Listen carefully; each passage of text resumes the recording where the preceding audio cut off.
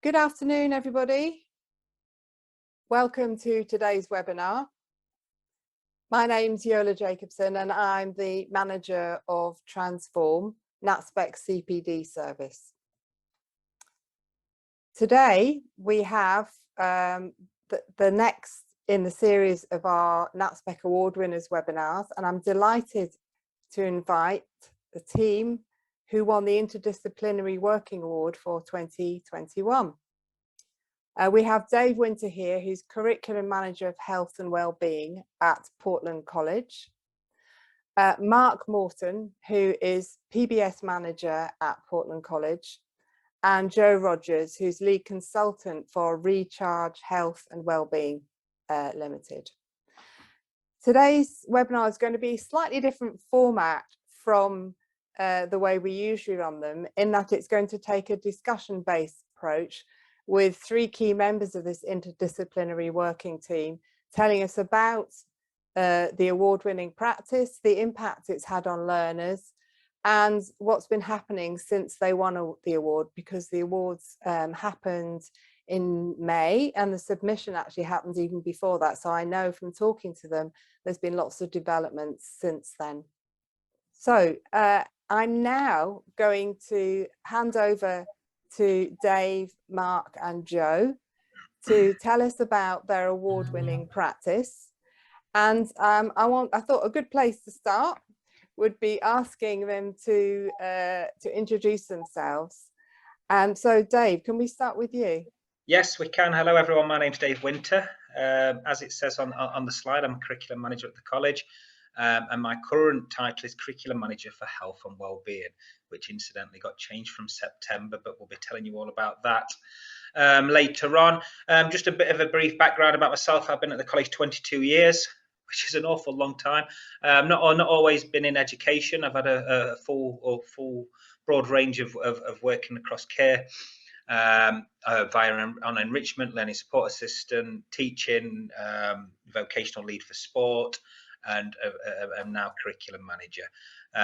So yeah, that's a bit about me. I'm going to pass you to Joe Rogers next, who's going to introduce himself.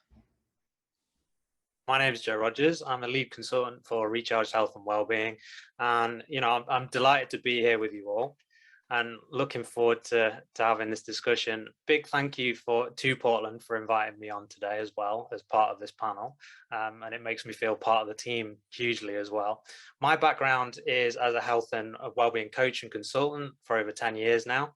I've worked with elite level athletes, Paralympians, and large FTSE 500 companies. So coming and working with Portland has been an exciting and phenomenal experience for me. And yeah, I'm looking forward to hearing what everyone's got to say today.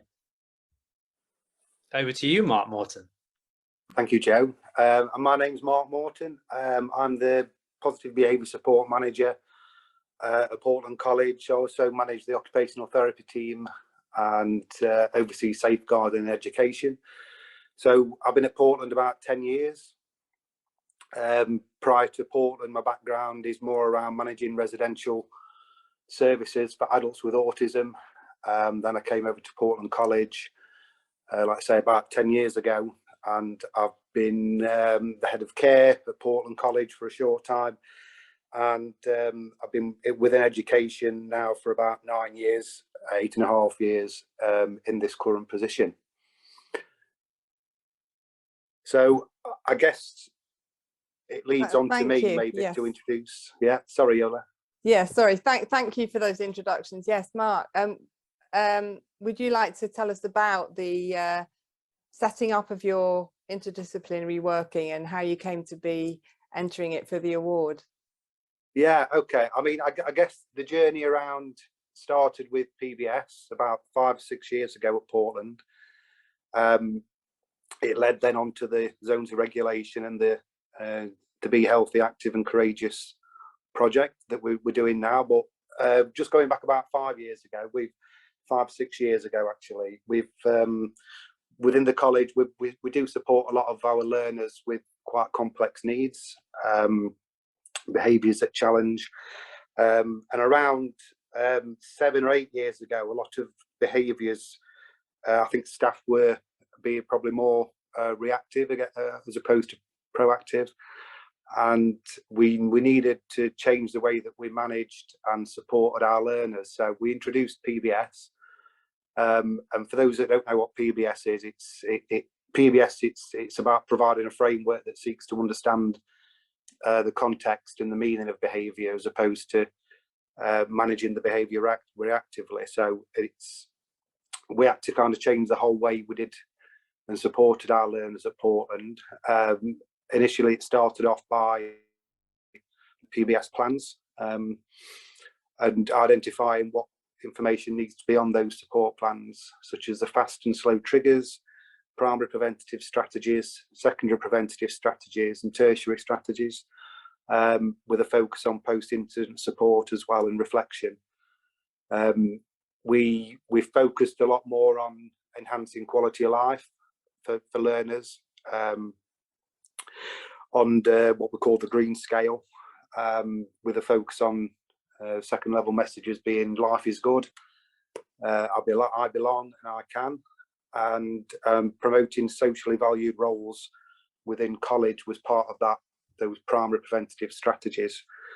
As we said, we embedded all the PBS plans within college. We work collaboratively with the learners who had capacity, who could do so, and the staff members involved in the wider team around the individual as well.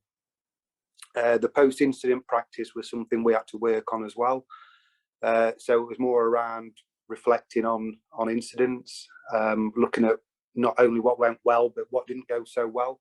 So we wanted to get that practice for staff to be able to reflect on what they've done, and also offer that debrief process for the learners as well, almost like a learner reflection. So we could encourage learners to have more ownership themselves over their behaviours. Part of the PBS work as well is having that functional approach. So it's about trying to find out what the function to the behaviour is, as opposed to just reacting to the incident. So doing that functional work in terms of observation, bringing people in around the learner for questioning and discussion, and then having a data-driven approach and looking at trends. So we use data quite a lot within the PBS framework that we use at Portland. So the incident forms have all the relevant information in that would help do those deep dives into possible functions around the behaviour. And the quality aspect of that, the quality assurance, is that we involve OT, SLT, and PBS working together to look at embedding how staff are implementing those agreed strategies. And we'll have learning walks every half term with the multidisciplinary teams around college, to ensure that these strategies that we're embedding are working initially, and if not, need reviewing.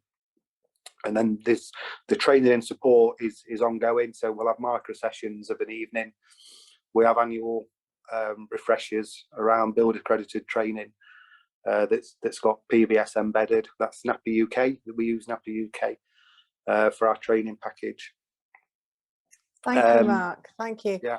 Can I just ask, I know that one of the key features of your practice was staff training from across the different disciplines within the college. Could you say a little bit about that? Yeah, so I mean, when you talk about different disciplines, it's, Portland's quite unique really as a college, because we've got everything on site.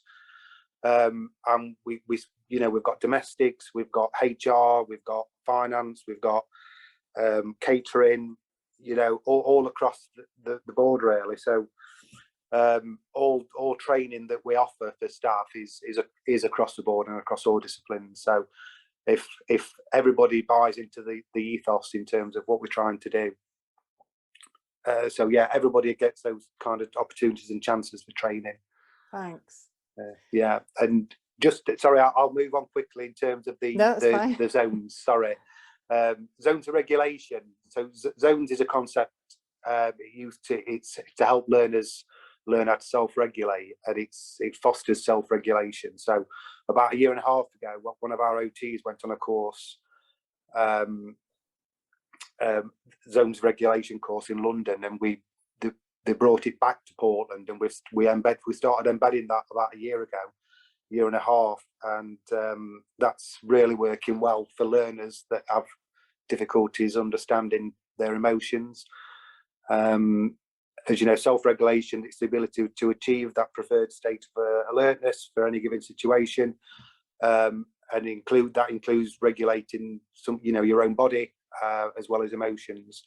So Zones creates a system to categorize how the body feels with linked to 4 colours, and we embedded zones across 3 areas into 3 tiers. So tier 1 was initially about the terminology and the speak, and staff getting used to what zones is in terms of the training. And then tier 2 was more about the group sessions, and tier 3 then that one-to-one individualized bespoke support that our therapists use for our learners. And zones is quite embedded now alongside PBS, just basically around the way that learners are talking about their emotions and colours. We'll have check-ins in the morning, and learners will say they're feeling blue, green, yellow or red. And it's about having those. There's a lot of co-regulation happens as well, with staff. But it's ultimately the learners have their own coping mechanisms and approaches to know how to de-escalate or re-regulate themselves for any given colour. And it's not about being saying that feelings are innate anyway, so it's not about saying you shouldn't be feeling red or you shouldn't be feeling yellow.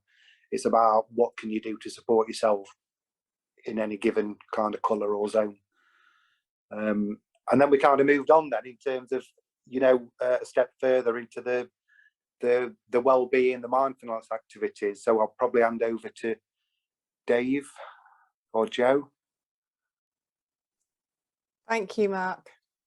Joe, did you want to talk about the wellbeing work that you've been doing with the college?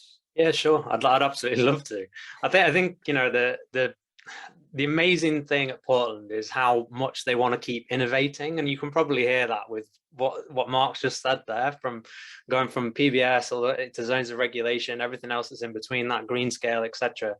And I'm just very privileged to have been able to be involved in taking things forward and trying to create this kind of common language. And when I came to the college, it was about how can we start to embed health and wellbeing within the curriculum for this year, and Dave's going to talk about that.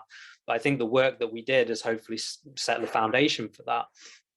So we came up with a project which is called Being Healthy, Active and Courageous. And the healthy part stands for supporting learners to be healthy, thinking about those 5 ways to well-being and beyond that, and how can we do that and support them for life as well, not just while they're at the college, but actually so that they continue that. And what we do know from the research that's out there is that, if you can capture, whether it's neurodiverse people or non-neurodiverse people, and support those individuals to exercise, for example, on a regular basis, that they're more likely to continue that into adulthood. And some of those transitions in life can maybe derail those things at times for people. However, they're more likely to continue it. And then the active side of things is, can we support learners to take active ownership in their own life? Can we make sure that they have a level of autonomy, which I know is one of Portland's wellbeing values now as well, and can we support them to be self-determined as well? And then from the last perspective of being courageous, can we support individuals to see failure as an opportunity to learn rather than an opportunity to stop learning? Can we help them to be able to identify when they need some self-compassion because maybe they're beating themselves up a little bit about the fact that they, have maybe have a perceived failure, for example. So a lot of the interventions that we came up with were related to the work that Portland was already doing from a zones of regulations point of view, and then increasing that. So I work with an amazing OT that I want to mention, Anna Croucher, and I know Mark and Anna could probably talk all day about occupational therapy, and a lot of the work that we've designed, it was was me and myself and Anna getting our heads together, looking at the research and saying, okay, what's out there and how can we support Portland? Having discussions with staff as well, and making sure that we're having discussions. Okay, do you think that these would be appropriate things for us to discuss in workshops? And so our workshops really focused on positive psychology, mindfulness, and meditation, because of the research that we'd seen around mindfulness and meditation. And I've seen more research from Sebastian Guyag recently on using mindfulness specifically as an intervention to support reduction in anxiety with people with autism. So, you know, that's kind of validated some of the work that we've done in and around that. And then also in around coaching science, you know, so how can we support learners to create healthy habits, and then bringing all of the staff together and discussing, well, how would that work? How would that sit within the curriculum? And I think, you know, hopefully Dave is going to talk a lot about the discussions that we had, but we brought everybody together, you know, that was occupational therapy, teaching staff, LSAs, physiotherapy team, SLT. Is there anyone that I've missed, chaps? Physio, you got said physio. Physio, yeah. I mean, just everyone across the board. So we could start to really say, how can we embed all of these concepts within the curriculum? How would that work? And what does that look like for, in effect, what now I guess is 2021, 2022 curriculum?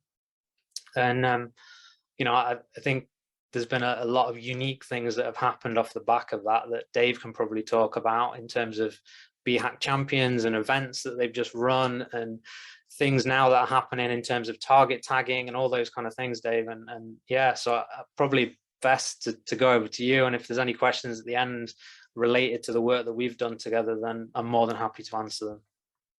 Thanks, Joe. Brilliant. Thanks, Joe, and thank you, Mark. So yeah, I've got quite a bit to talk about, so I'm going to try and get through it. I don't want to keep you how tight everyone is for time. So just a bit about touching on what Joe said there about the training. Absolutely mind blowing, if I'm honest, to get every member of staff on board, and I'm talking 160 staff. I think statistics show we're 95% completed the full 23-hour package. I mean, that's a pretty phenomenal effort from all staff, and these. And bear in mind that all these training sessions were done via Microsoft Teams as well. So we created 8 learning sets. We were offering training 4 till 5 on a daily basis, 7 till 8 on a daily basis, and then on a Friday as well. And like I say, that started mid-February and carried on right the way through July. So it was a real commitment, but a great way to start changing a culture. And I think a lot of it was about changing a culture. Both Mark and Joe spoke about the difference in language and that sort of stuff that we wanted to see across the college. So that's really, really good. So what I'm going to do now is just a bit of the impact since we won the award. So we did all that, and then we won this award. So that training was going on actually while we won this award. And so since we've won that award, so the college are now taking health and wellbeing extremely serious. They've dedicated a job title to it, which I'm very grateful because it's my job title. So that's great, and I'm pleased with that. I had no hesitation. I've got a big background in sport and disability sport and mainstream sport, so I was really pleased that I got asked to take that on. You know, I was involved in the employment side of things, and that was some tough going, trying to get our learners in. So it was nice to take this role on. But then all of a sudden, it became one of the main core themes of the college, which is you know, I mentioned I've been at college 23 years, and our core themes normally centre around employment, independence. But to then all of a sudden see well-being sat there as well, that increases confidence, my confidence anyway, confidence among staff to know actually yes, we're interested in well-being, we're doing things about well-being. And then, like I say, it's been added to our 5-year plan, so it's going nowhere for 5 years at the very least. Which is excellent. So, and like I say, there's just been a general sort of shifting culture. Still work to do on that, mind you. Still work to do on the shifting culture.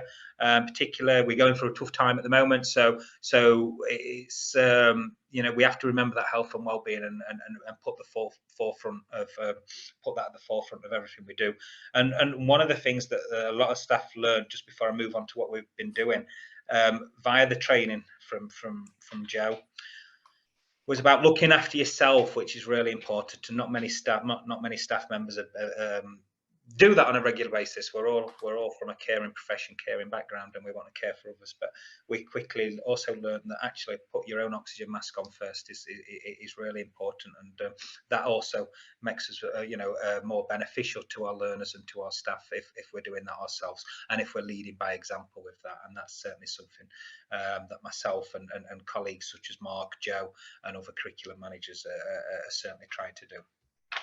So Joe spoke about the training we offered, and I was when it all first started, I was slightly annoyed when it all first started, just because like they asked Joe to come and get involved about raising physical activity. Now I'd been in charge of sport for a couple of years. Well, there were a couple of years gap, and I always thought it was all singing and all dancing. I got everyone doing it, but then, like I say, it slackened off, and we just needed to get it going again. So that was the initial conversation with Joe, and it's escalated since then. So, but I am pleased to announce that sport is in a healthier place once again right now.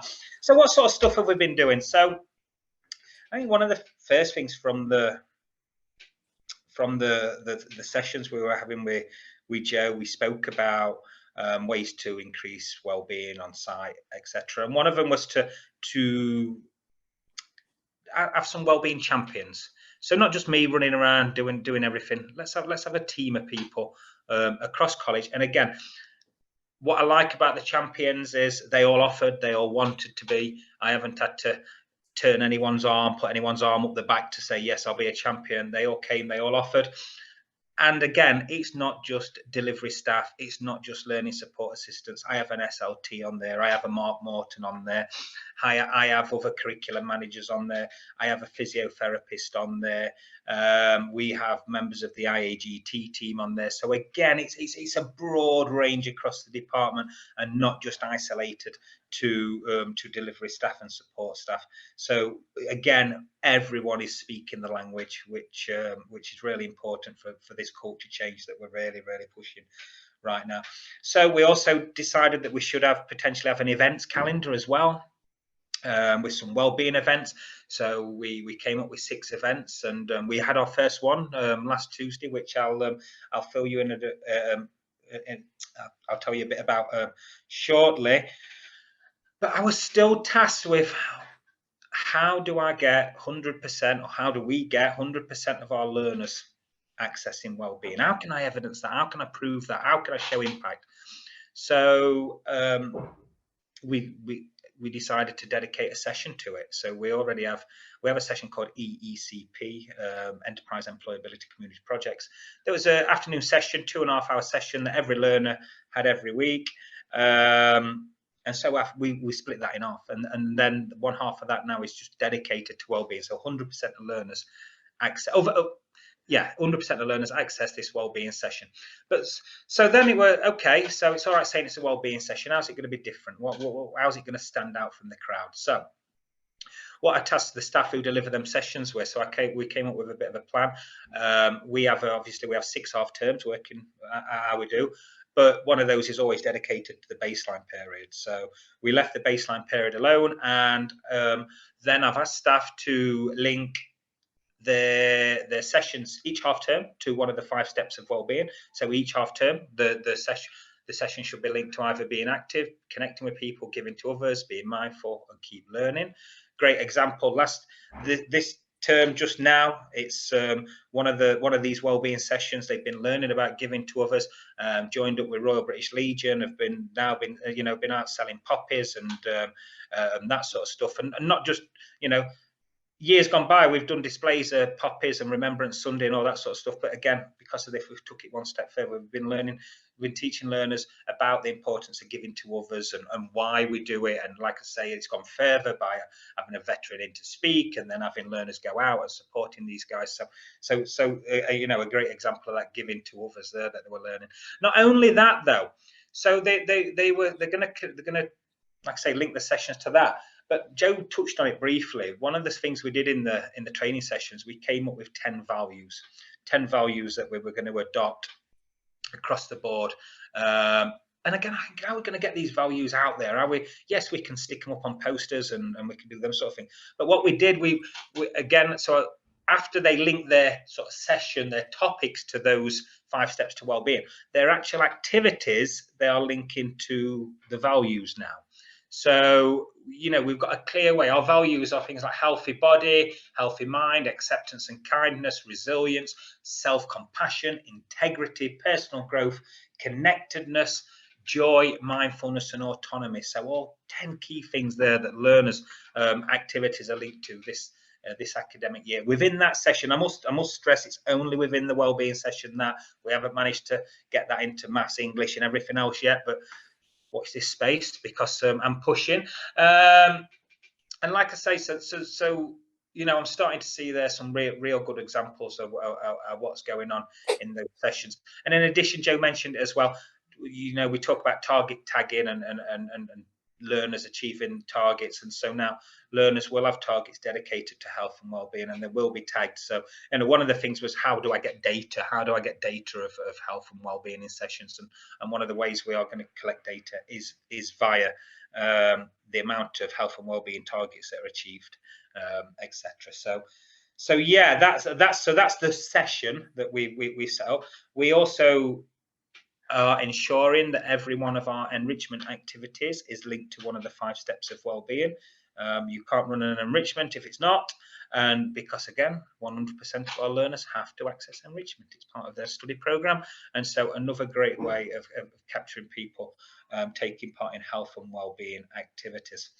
Another thing I was keen to do, you know, that increase in physical activity has been gnawing away at me for a while, and we have our college's learning and skills learners are split into 4 different areas. So communicate is our communicate journeys for our learners with complex autism, PMLD, etc. So our lowest level of learner, if you like. And I'm noticing that there are only about half a dozen of them out of 40, 45 were getting any sport, any activity. So I got myself involved in the Special Olympics, became chair of the local provision, the not Special Olympics, and through that I came across what we call MATP training, so motor activity training program. I did the training, got the communicate staff on the training, and it's about that even some of these learners that aren't probably going to run around and kick a football, aren't going to do full body movements, etc., but do need to improve motor skills, and this is a full sport program around improving motor skills. So the staff got trained on that. We've employed a new sports tutor, and now 100%, all 45 of those learners are accessing a form of sport or physical activity on a weekly basis, which is really, really important. These are the guys that need the support, need the encouragement more than any of the guys to do it. And a lot of these learners are very physically inactive, so it's really important that message starts from there and it works its way up. Then we had our induction period this year, and I made sure that that I was out there giving the message. So again, over induction, I saw 100% of learners with a message that we want them to come to college. We want them to be happy, and we want them to be positive. That's the message. We want them to be happy at college. I'm going by a bit of a mantra at the moment. Find out what makes a learner happy and build on it. That's what I'm trying to use. And so in addition to that, the learners over the baseline period, in that session, I've spoken about the wellbeing session, I've been working on what we're calling a WAP, which stands for a Wellbeing Health Action Plan. Again, we were introduced to these by Joe and Anna as part of our training, and so they've been differentiated across all our 4 learner journeys, and learners have got a little booklet that I'll be collecting them, be calling them in soon, because that's what they've been developing over baseline. You know, things about quite similar. I've got to keep an eye on it because obviously Mark, they have PBS plans off Mark, and there's all these all about me pages and things like that. And I don't want information everywhere, but the plan would be at some point moving forward is to bring them all into this one document. So this Wellbeing Health Action Plan would include their safeguarding risk assessment, would include their positive behaviour support plan, would include their all about me. So we've got this document there that talks about how we keep this learner happy and healthy, basically, and that would incorporate, like I say, PBS and safeguarding risk assessments. And so then our first event happened last Tuesday. We called it a Have a Go Day. 134 learners in attendance. I'm up to 128 evaluation forms back in, which is some form of record at the college. We're normally chasing evaluation forms for 6 months prior, but again, that's very impressive for evaluation. Well, they were done as form of as a form of a booklet, YOLO, differentiated again across 4 journeys, and I factored evaluation form filling into the day, 3 till 4 on the timetable. Evidently, no one booked onto that session, but they all did it. So, but no, the day was such a success. There was a choice. So, what was my intention? Let me just pull my sheet up. So, I had a bit of an intention around it to provide learners with the opportunity to have a go at various activities that they've not tried before. For example, with the intention of them wanting to do it again. The activities centre around health and wellbeing and physical activity. And hopefully learners will take on an interest in activity they enjoy and want to further that. And again, we can observe, see what they engage in, build that into programs. Got some just from last week. We've got 3 or 4 brilliant impacts on learners. There's one learner who's struggled to settle in since he's arrived. We haven't had him in a classroom yet. We haven't had him sat down for longer than 5 minutes. He sat and listened to a mindfulness story for 1 full hour. So we aren't moving, listen to every word. That's obviously Mark's been off, bless him, but when Mark's back, there's going to be a meeting and that'll be built into his plan. One young man who's been struggling really, really bad this year, again, I believe since COVID and since coming back in, but he accessed a gym for the first time and he put a pair of training boxing gloves on and started using a punch bag with a gym instructor. 2 days later, having an incident in the classroom, they directed him to the gym. He went on the punch bag and then he'd come back and after 10 minutes engaged in the rest of the day and completed all his work. We've had learners sign up for clubs. I'll tell you a bit about our community sessions in a minute, but they tried activities for the first time on Tuesday. Parents have had that information, signed them up for clubs, etc. So that sort of stuff working really, really, really well. But I'm hearing more and more the shift in language on site. You know, people are openly talking about mindfulness and talking about well-being, and that's the key. That's the key to this whole shift and this whole change and making all this work. But we're already seeing lots and lots of positives come from it, and yeah, I'm just absolutely buzzing to be a part of it, and I think that's about where we are. Thank you very much, Dave. We're going to tell you, if I ain't got no time, sorry, there were community sessions and a bit about enrichment that we've set up as well. Again, just on site, we've now got a basketball club on a Saturday morning. They enter their first competition this Sunday. So that's important that we're giving them sort of opportunities again. We're involved with Nottingham Forest. They're providing us a football session on a Monday evening, and brilliant because learners that might not even like football, we put the badge on the timetable and learners see the badge and just join because of the badge. We've got the cricket external. We've just set up a link with badminton England. So yeah, we've got lots going on. I'd be disappointed if anyone's suffering poor health and well-being this year. But no, we'll always get those. We'll always get that. But I think we're in a much better place. We're in a much better place to support. There's a much better awareness around, and we're only going to move it forward. We're meeting. Joe's coming before Christmas, and we're looking how we can take it to this next step. So yeah, thank you very much. Thank you so much, Dave. Joe, before the session, you mentioned a case study that you thought would be interesting to talk to. Are you able to do that? So the case study is being developed on the work that we've done with Portland in regard to this, and some of the things that will come out of it, I guess, would be to do with, for example, like the mindful walking that people are taking part in now, how we've used this as an interdisciplinary way of working to set the curriculum up for how Portland are operating at this moment in time. Yeah, so very much related to the things that Dave has said, and a lot of that has come out of the work, and then variety of different new techniques maybe that some people are using, but honestly we haven't reinvented the wheel. We've just tried to build upon all of the great work that Portland have already been doing. Thank you. And I'm picking up from what you've said and what you put in your submission that the joint staff training is really key. Dave, you talked about the champions.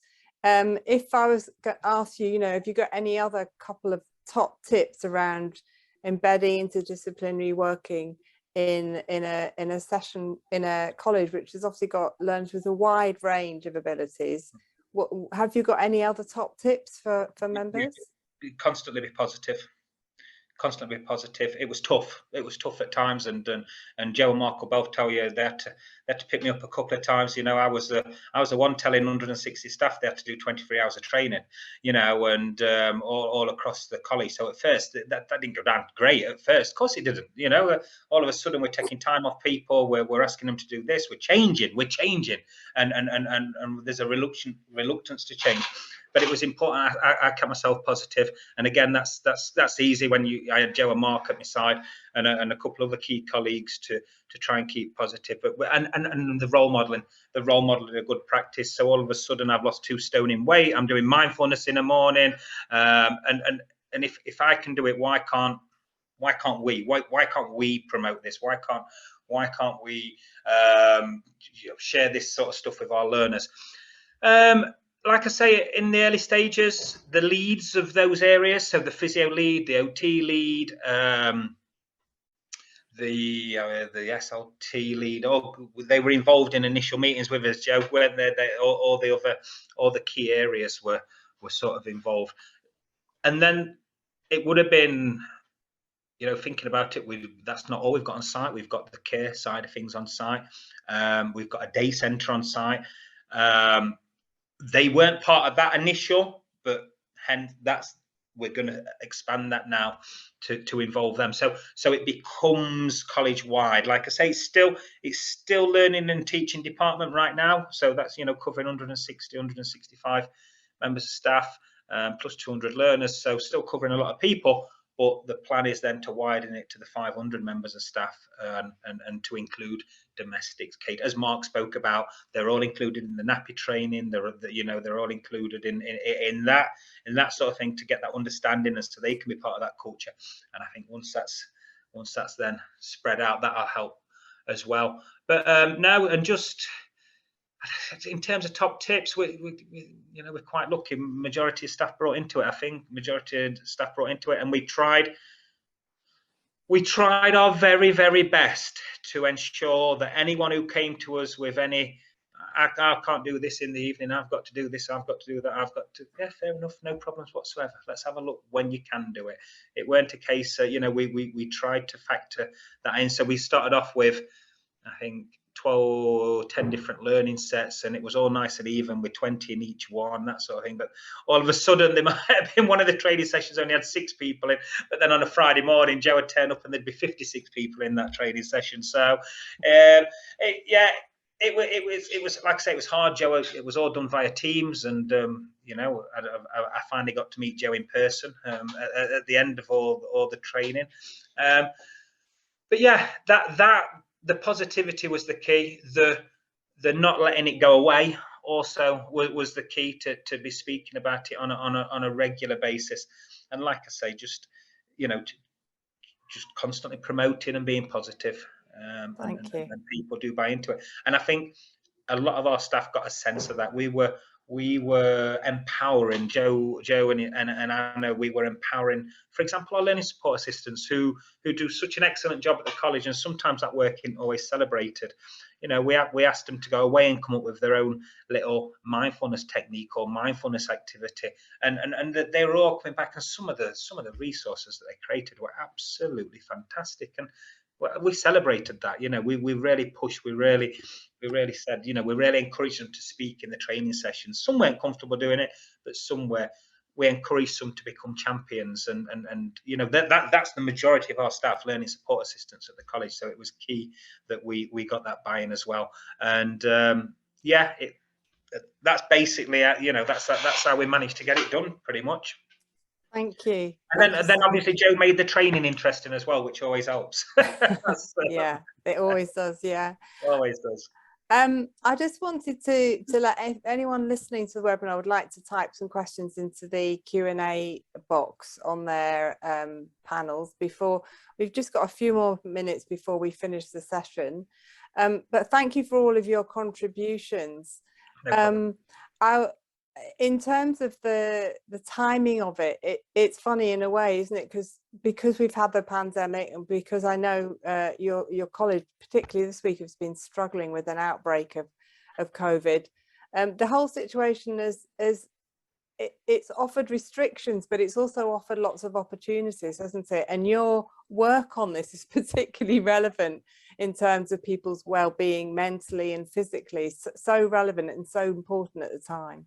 It's massively important. Wellbeing's in the news an awful lot. And certainly we noticed when learners were coming back to college in September, when they were coming towards the end of the year, that it was different. It was different to, you know, these learners have had an awful long time off. They've been having their sessions via SharePoint or via postal work for a long time, and then we come in. Do you want to join in here, Joe? Yeah, I was just going to say, I think, you know, our view on it is trying to create training that is win-win for everybody is massively important, because, you know, and I think we were talking about it a little bit off air, and I was talking about it with Mark. You know, if we're not in a great place ourselves as a staff member, for example, it's going to be very difficult for us to help somebody else to co-regulate if we're struggling ourselves. So I think then, you know, I think any training that you deliver needs to be focused on evidence-based interventions that can support everybody. The challenge maybe at Portland is to have a high percentage of learners with autism, and actually some of the kind of mainstream interventions that maybe might be used. So for example, like mindfulness might be seen as mainstream, or certain techniques related to positive psychology can often be changed or manipulated in a way to support individuals. And I think it's, you know, ultimately staff knows the learners best, and often have worked with them very closely, and often find ways of changing those techniques to make them relevant and supportive for learners, I would say. I don't know whether you would agree with that, Mark, but yeah, most definitely. And I was going to mention as well, Joe, you know, we do have a lot of learners that come through with autism, but over the last couple of years, we've got a lot of learners with more social anxieties as well, and documented trauma and attachment difficulties. And the new techniques, well, I say not new, but, you know, the techniques that that Joe and Anne has been able to teach us, it absolutely complements and supports learners with, you know, trauma, with social anxieties, etc. Okay, I think you've actually partly answered this question, but we have a question here about what training did you use, and was it bespoke to Portland, or is it available to others? So is that specifically a question to me? I think so. Yes, Joe. I think so, yeah. So it's a really good question, because it started as something now between myself and Anna that was very much bespoke to Portland, because a lot of the questions that we asked, you know, people like Mark, Dave, other members of staff really were, what do you think about potentially using these as interventions? The workshops that we created for Portland, 2 of them have been now passed as CPD certified workshops through the CPD Standards Agency, so people could potentially book onto those or have us come in and discuss that. I'm a big fan of trying to make training as bespoke as possible. You know, I've, over the years of working with lots of different organizations and individuals, my opinion is that a one-off training event often doesn't have the same impact as training that's delivered over a period of time, and you have some coaching and support and mentorship alongside that. And I think, you know, that was a big focus at Portland, was to really try and make sure that, you know, you can go to a one-off event, but ultimately, can you create a culture off the back of that where people are using these tools and techniques on a regular basis? And yeah, so in answer to that question, you know, we could do something in and around supporting an organization using those tools and techniques that Anna and I have supported Portland with. But I would always want to have a conversation with the organization to make sure that it fits with maybe their learner demographic as well as their staff demographic. Thank you, Joe. And if people want to find out a bit more about that, they contact you at Recharged Health. Is that right? Yeah, so our website is www.rechargedhealthandwellbeing.co.uk, and feel free to reach out to me there. Or I've recently joined the world of Twitter, because it seems like there's a lot of educators and people involved in education that use Twitter. So you could probably find me on Twitter as well, or LinkedIn. And I'm on LinkedIn as Joseph, and then in brackets Joe Rogers. So you can find me there as well. Thank you. Thanks, Joe. And if anyone didn't get that, just contact me and I'll send the information through. And if we've got any more questions from the people listening, or anything else to add, presumably if people want to talk to you, Mark and Dave, about what's been going on at the college, are you happy for them to contact you at Portland? Yeah, I'm more than happy. We're more than happy to discuss what we do. Yeah, particularly around physical activity as well, and around anything like that, around enrichment. Yeah, I'd love to hear from colleagues about them sort of things, because again, we still got certain areas we can improve in as well. So I'd be more than happy to have some chats with people. That's great. Do we give our email addresses now? Yes, if you want to read them out, spell them out, that would be fine. Yeah. So mine's basic. Mine's davidw@portland.ac.uk, and that's all lowercase. I'm Mark Morton at portland.ac.uk, all lowercase.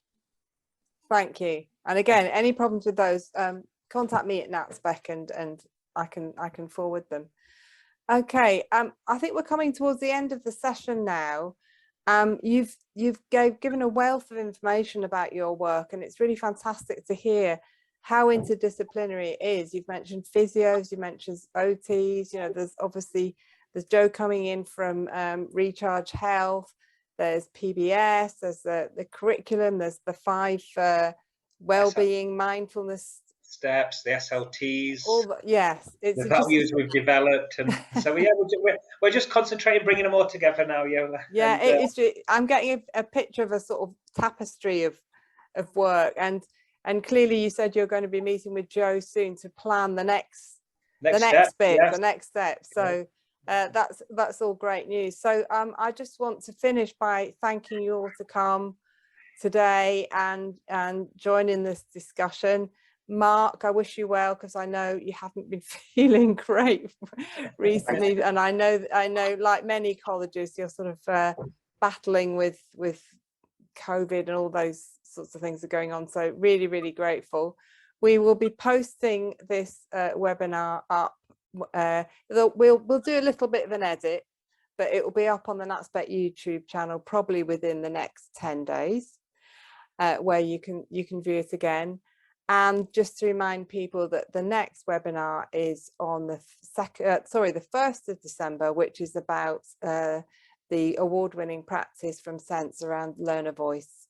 So I'm going to finish now and say goodbye to everyone, and thank you for coming, and take care. Thank you. Thank you very much. Thank you.